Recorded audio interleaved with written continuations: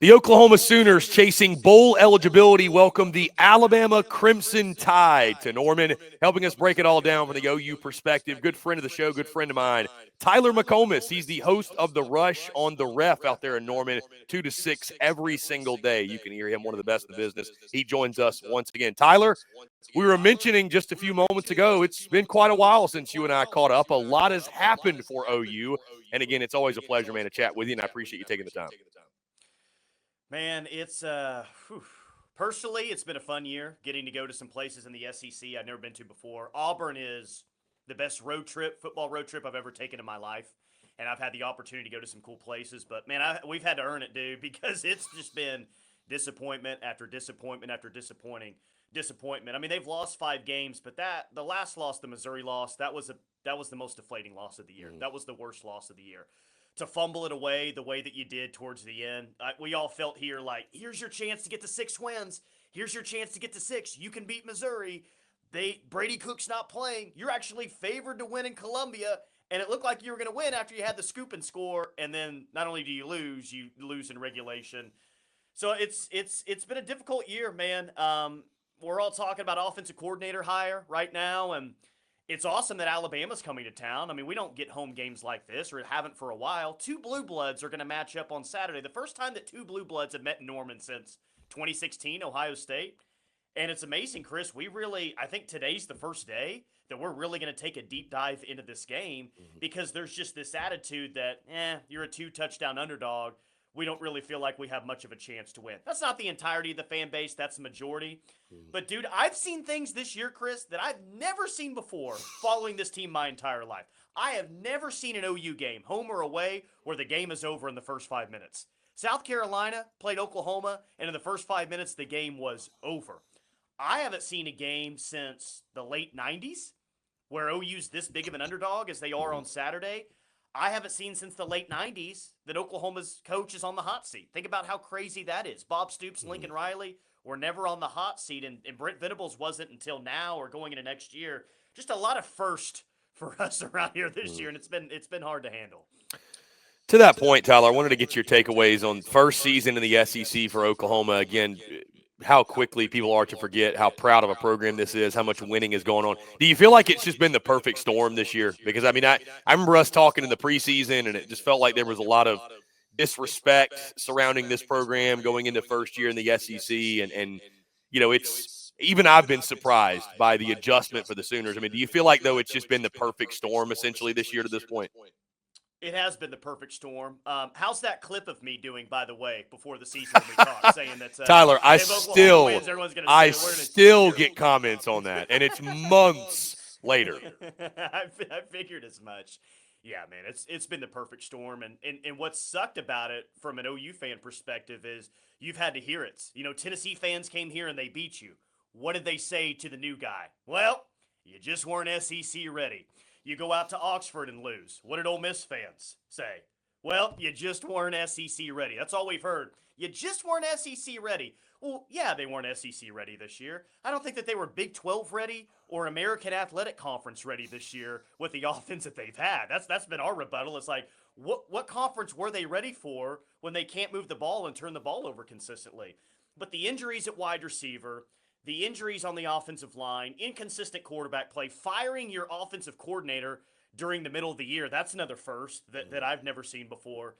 It's been the perfect storm for sure, but it's been the perfect storm on just one side of the ball. Like, Chris, here's what's super disappointing about this season. Your defense is good, man. It's good. Is it elite? I don't know if I'd go there, but Brent Venables said on Tuesday that Oklahoma has defended the most offensive possessions in the FBS. The most. And they're still top 20 in stop rate. They're still, doing all these really good things defensively. What might that defense be? What could have been if it just had an offense that was average and didn't lose time of possession all the time and didn't put the defense in terrible spots this year? You had a defense this year that could do some really special things. You have a special teams group that is by far and away better than it was a year ago. You got a field goal kicker, the best one you've had in a while. You got one of the best punters in the country. So in actually 2 or 3 phases of the game, you're good to really good. But the offense has just been so bad because of the perfect storm we talked about, because of a bad offensive coordinator hire.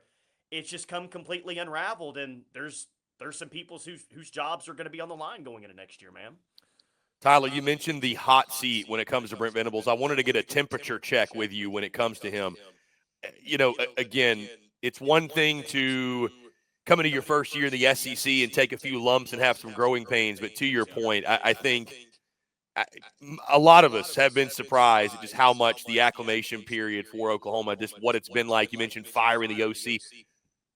How is Boomer Sooner Nation feeling about Brent Venables right now? And I mean, do you think he's a coach that you look at realistically that is going to be squarely on the hot seat going into 2025? And I'll add this, Tyler, as we transition into these next two games, and specifically this one against Alabama, how important is getting to that sixth win and getting to a bowl game and maybe landing a signature win in these next two games versus if you do finish out this year 5-7?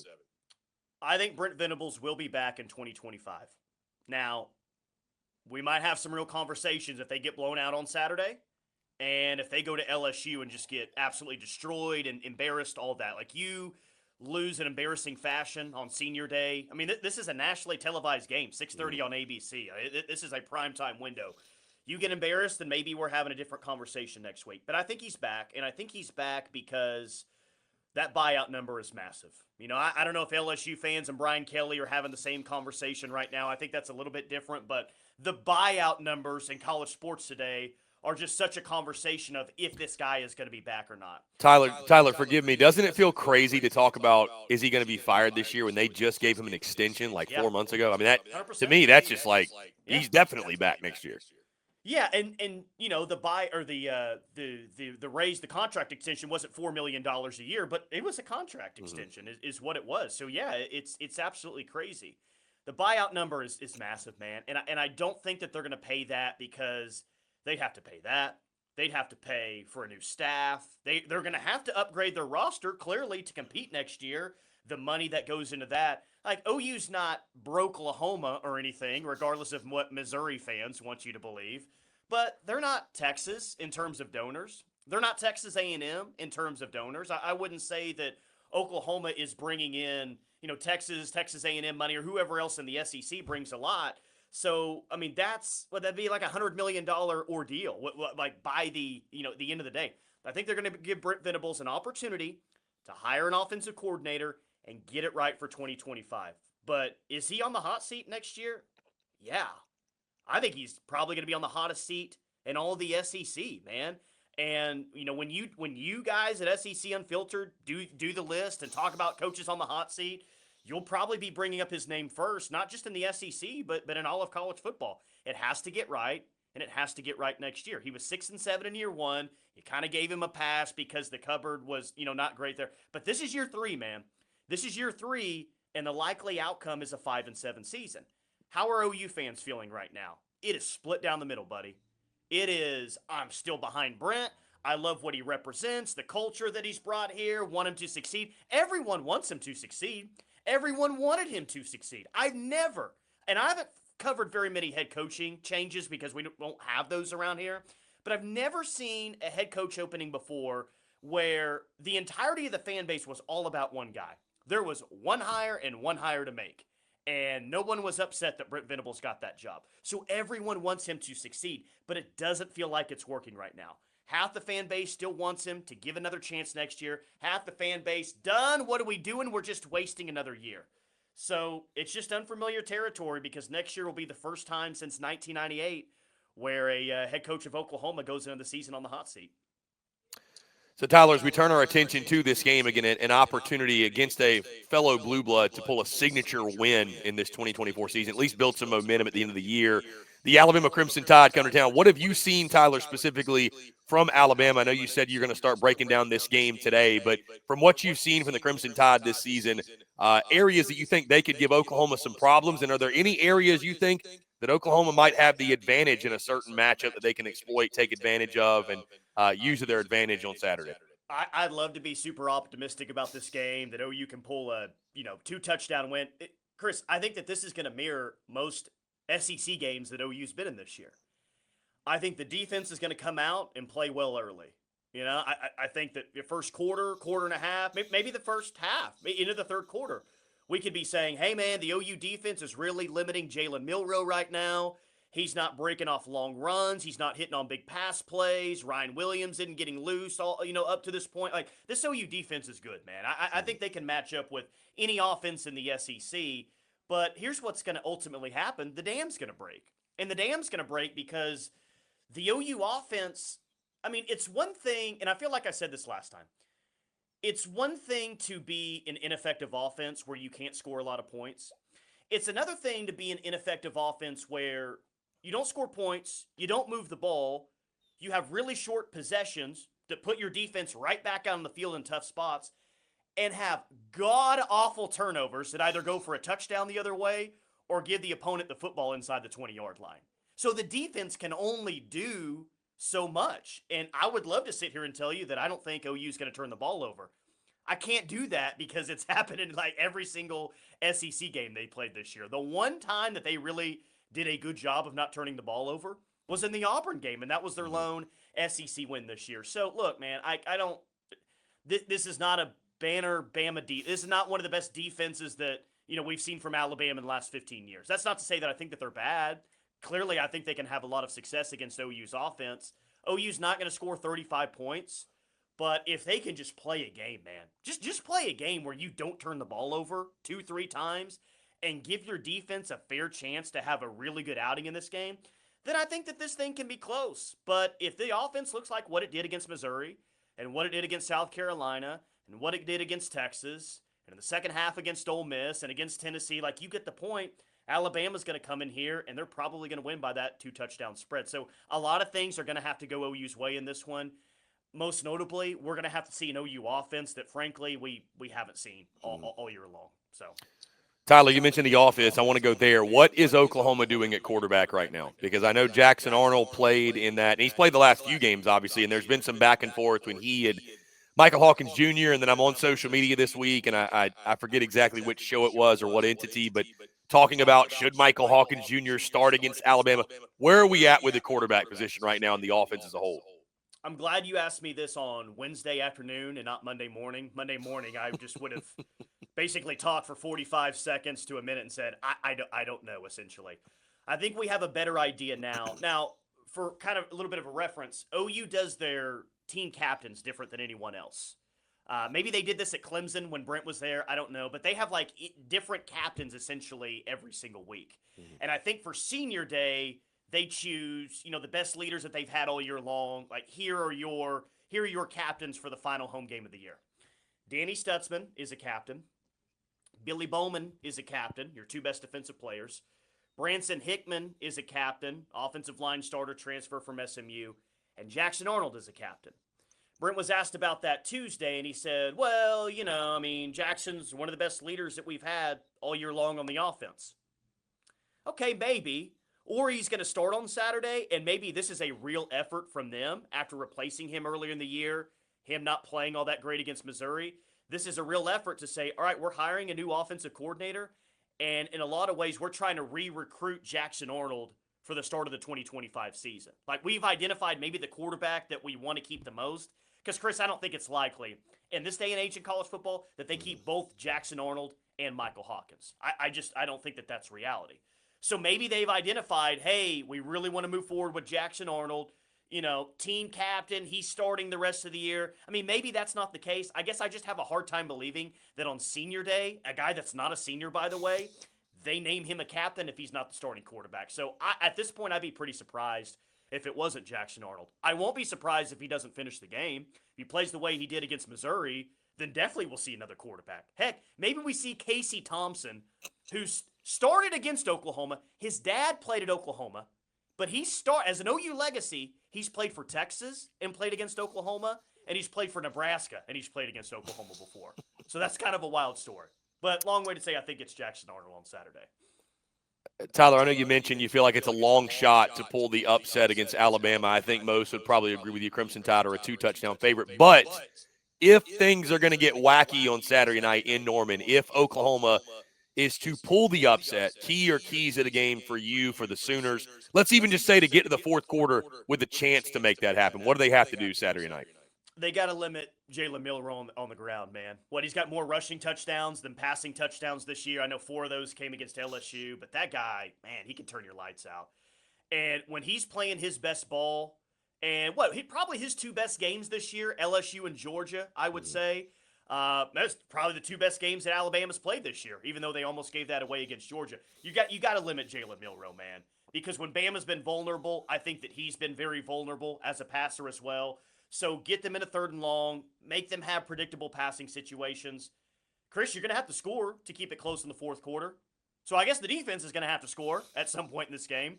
So a defensive score, special team score, something kind of crazy to where big underdogs normally what they have to do to kind of get into the game against a top 8 team and a team that looks like it could win the SEC and maybe even the national championship.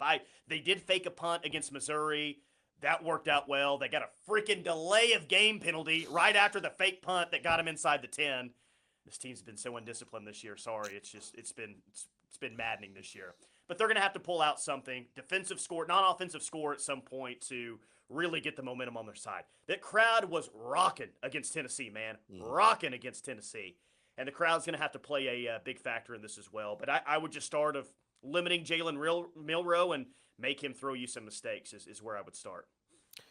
Tyler, as the 2024 season winds down, and it's crazy to say that we've got just 2 weeks remaining in the regular season, from your perspective, what's the thing that you've learned most about the SEC from this first year in it? Has there been anything that has surprised you, that has stood out? Maybe you've learned about Oklahoma when it comes to this first year in the conference. Like, what's the one thing, the biggest takeaway from being in the SEC that you've learned about the conference?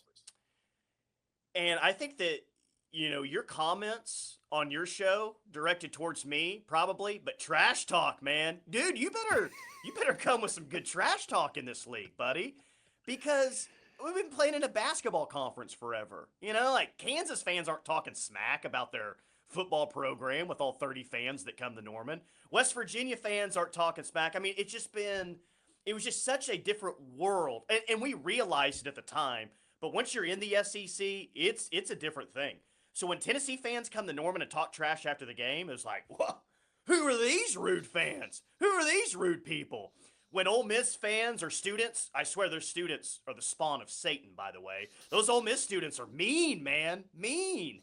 And so when you really hear and feel the trash talk at this conference, it's like, dang, you are in a new world. So we got to up our trash talk game, I think, a little bit. But the tailgating, too. Again, we've all heard about SEC tailgating, but, and it's not even the places that you know about. It's not even, like, about the Grove. Like, put the Grove aside, which I got to go there. It's everything that I expected it to be. I get to go to LSU here in a couple of weeks. I expect that to be everything that I thought it was. But you know a place that I didn't hear a lot about when it comes to tailgating? Auburn.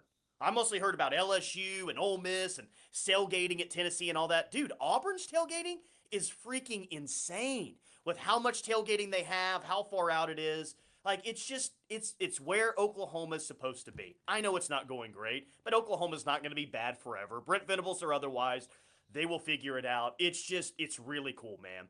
And yes, there's some intense fans, but there's some really, really awesome fans as well, kind fans. Like all the fans that come to my tailgate, hey, give me your number. You're invited to my tailgate next year.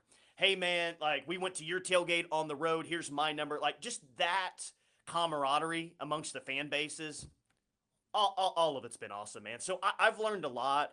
It's been mostly about the fans, is that this is serious business. It just means more in the SEC, and I've had a blast, man.